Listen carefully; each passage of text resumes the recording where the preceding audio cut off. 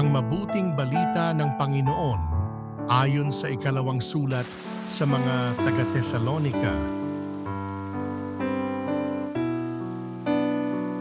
Mga kapatid, alam naman ninyo na dapat ninyong tularan ang aming ginawa. Hindi kami nahiyang magtrabaho nang kami nariyan pa. Hindi kami tumanggap ng anumang bagay kanino man nang hindi namin binabayaran. Nagpagal kami araw-gabi upang hindi maging pasanin ng sino man sa inyo.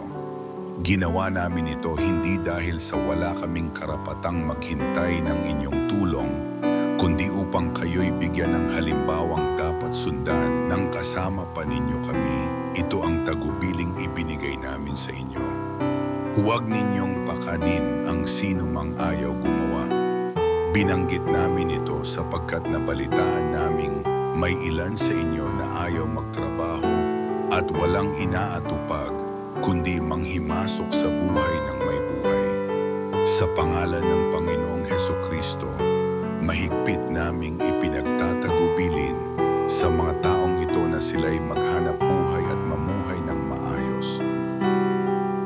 Ang mabuting balita ng Panginoon